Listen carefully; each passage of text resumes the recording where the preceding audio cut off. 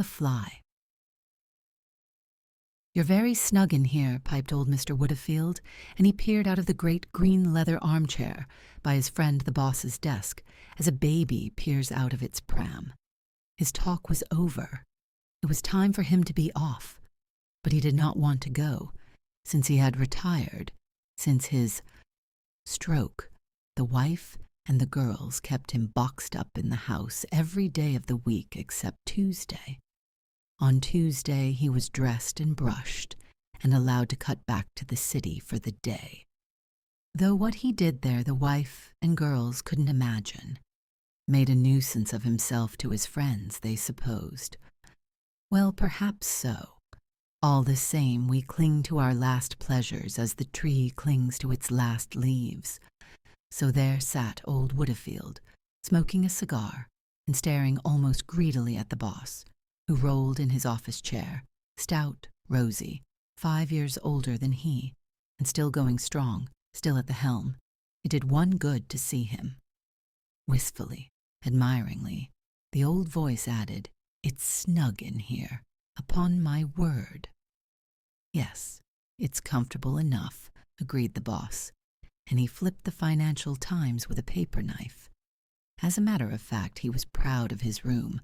He liked to have it admired, especially by old Woodfield. It gave him a feeling of deep, solid satisfaction to be planted there in the midst of it, in full view of that frail old figure in the muffler. "I've had it done up lately," he explained, as he had explained for the past. How many? Weeks. New carpet. And he pointed to the bright red carpet with a pattern of large white rings.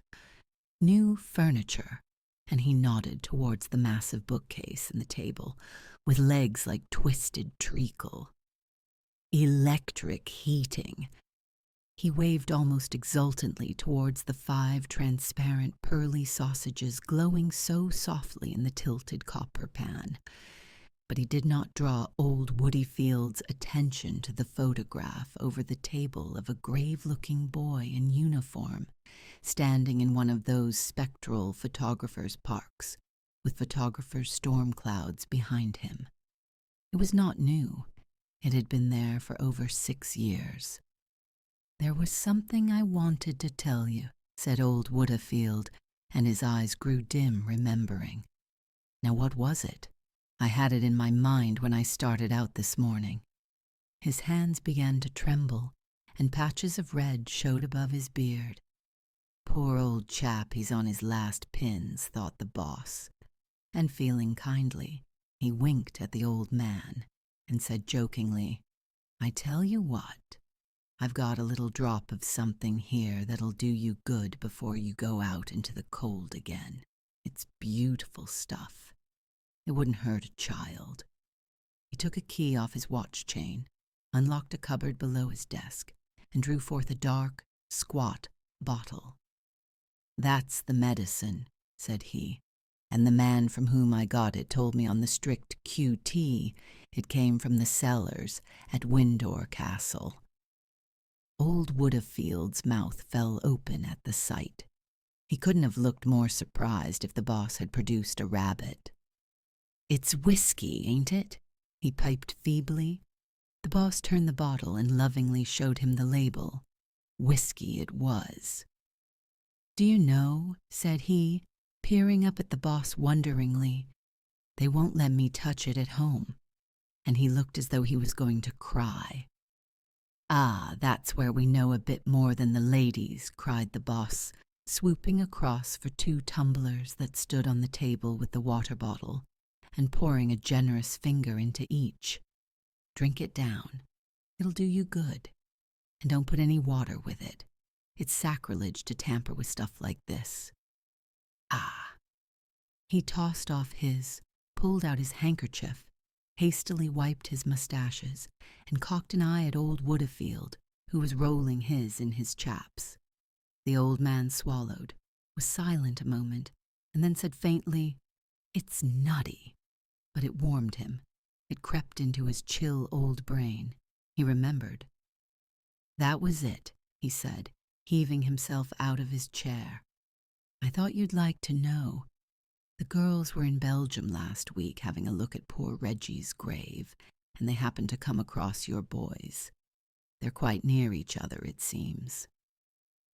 Old Woodfield paused, but the boss made no reply. Only a quiver in his eyelids showed that he heard. "The girls were delighted with the way the place is kept," piped the old voice. "Beautifully looked after. Couldn't be better if they were at home. You've not been across, have you?" No. For various reasons, the boss had not been across. "There's miles of it, quavered old Woodfield, and it's all as neat as a garden. Flowers growing on all the graves. Nice broad paths." It was plain from his voice how much he liked a nice broad path. The pause came again. Then the old man brightened wonderfully. "Do you know what the hotel made the girls pay for a pot of jam?" he piped. 10 francs. Robbery, I call it.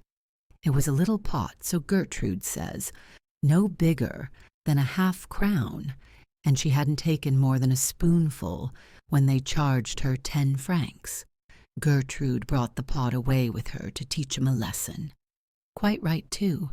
It's trading on our feelings. They think because we're over there having a look round we're ready to pay anything. That's what it is." And he turned towards the door. Quite right, cried the boss. Though what was quite right he hadn't the least idea. He came round by his desk, followed the shuffling footsteps to the door, and saw the old fellow out. Woodfield was gone. For a long moment the boss stayed, staring at nothing, while the gray-haired office messenger, watching him, dodged in and out of his cubbyhole, like a dog that expects to be taken for a run. Then, "I'll see nobody for half an hour, Macy," said the boss. "Understand, nobody at all." "Very good, sir." The door shut. The firm, heavy steps recrossed the bright carpet. The fat body plumped down in the spring chair, and leaning forward, the boss covered his face with his hands. He intended, he had arranged to weep. It had been a terrible shock to him when old Woodfield sprang that remark upon him about the boy's grave. It was exactly as though the earth had opened, and he had seen the boy lying there, with Woodfield's girls staring down at him. For it was strange. Although over 6 years had passed away, the boss never thought of the boy except as lying unchanged, unblemished in his uniform, asleep forever. "My son," groaned the boss, but no tears came yet. In the past, in the first few months and even years after the boy's death, he had only to say those words to be overcome by such grief that nothing short of a violent fit of weeping could relieve him. Time, he had declared then, he had told everybody, could make no difference. Other men perhaps might recover, might live their loss down, but not he. How was it possible? His boy was an only son. Ever since his birth, the boss had worked at building up this business for him. It had no other meaning if it was not for the boy. Life itself had come to have no other meaning. How on earth could he have slaved, denied himself, kept going all those years without the promise forever before him of the boy stepping into his shoes and carrying on where he left off? And that promise had been so near being fulfilled. The boy had been in the office learning the ropes for a year before the war. Every morning they had started off together. They had come back by the same train, and what congratulations he had received as the boy's father. No wonder. He had taken to it marvelously. As to his popularity with the staff, every man jack of them down to old Massey couldn't make enough of the boy, and he wasn't the least spoiled. No, he was just his bright, natural self, with the right word for everybody, with that boyish look and his habit of saying, "Simply splendid." but all that was over and done with as though it never had been.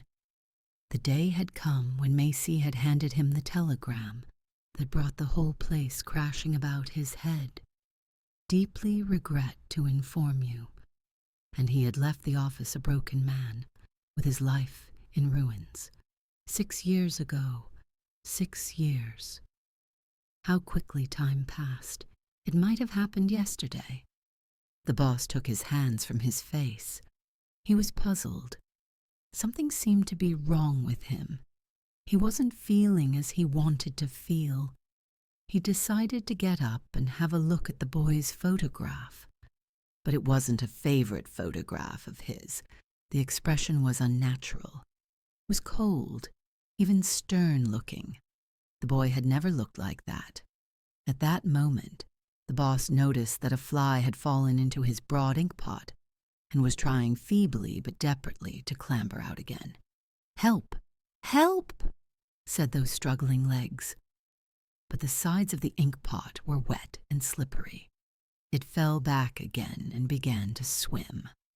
The boss took up a pen, picked the fly out of the ink, and shook it onto a piece of blotting paper.